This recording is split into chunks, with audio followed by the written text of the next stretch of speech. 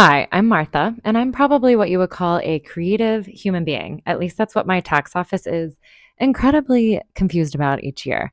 Right now, I pay my rent by singing opera. It's wild and weird, I know, and 10 years on stages across the world have taught me just a few things about the creative process and what it really means to build an artistic life in general and in Europe as an American. So today I'm telling you the honest truth about the things nobody warned me about.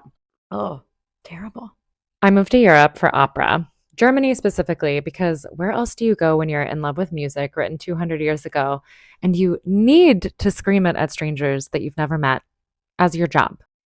Also, more opera is done here than any other country in the world. That means more jobs for singers than any other country in the world.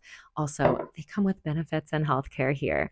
But it's changing a lot, and more on that later to be sure. But I stayed because living here has changed my creativity, the pace, the artistic culture, the healthcare, the access to performances. Like you can literally see world class opera on a random Tuesday night for like 12 euros. It's shifted my whole artistic identity and center of gravity. But it is not all easy. Let's talk about some of the unsexy stuff, the stuff that nobody ever shows you on Instagram. But I will. The loneliness of moving abroad to another country. It means starting from zero, a new language. German is rough, new rules, new culture, new friends who do not, unfortunately, just appear like stray cats. You have to build your network from zero yourself. The bureaucracy. The famous German bureaucracy.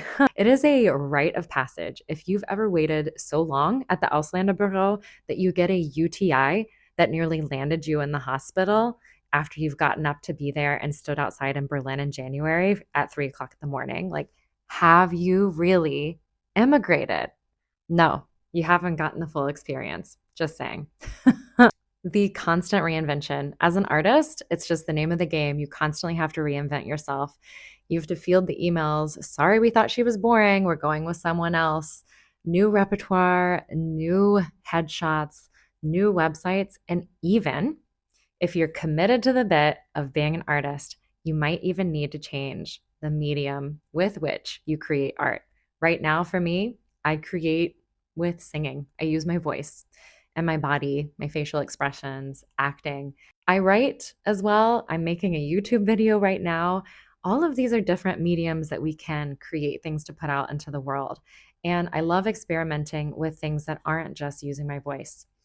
And I think for opera singers, not to take on that identity of opera singer, but instead to take on the identity of artist and creative human can be incredibly helpful when your voice might not work anymore or the industry is very brutal and you don't necessarily find a job.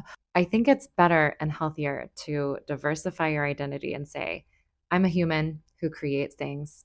Whether I do it with my voice or my body or my acting or my writing or a paintbrush or words or a YouTube video or even social media can be creative, graphic design.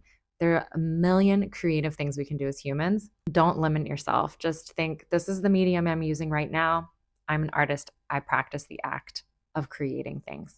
Ah, the financial insecurity. There are months where you're just waiting on new contracts, wondering if you're completely delusional with nothing in your bank account or trying to budget the tiny, tiny little fest salary we get, thinking to yourself, well, at least I don't have any time to spend money because I'm literally in stage, in rehearsal, eat, sleep, drink, like opera, repeat.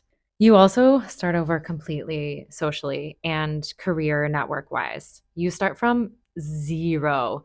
There's no built in community here. Maybe you can find a few other English speakers or some opera people, but you just bring over your suitcase or backpack and a completely irrational belief that you will figure it out. But it's not irrational because you do, and people have, and the people who have done it will help you. Anyway, what is the problem with a little irrationality? Okay, but it's not all bad. Here's the good stuff that makes all the weirdness and difficulty worth it. First of all, creativity is everywhere. You can't walk 5 minutes without tripping over beauty. It's like the city keeps handing you ideas and saying, here, make something. And yes, sometimes I say, no, I am way too burnt out. I don't have any more ideas. And then Europe says, hey, Martha, can I remind you that you are surrounded by history and beautiful architecture instead of the American wasteland of shopping malls, parking lots, and no concert halls and no orchestras? Although I do definitely miss Target. But here's the thing, the arts still matter here. Even when funding shifts massively, there's a cultural baseline that art is necessary, not extra. People show up on a Tuesday night for a new production of a random opera because, of course, they do. Although that is changing as artists, and we are in for a fight. At least we're used to it.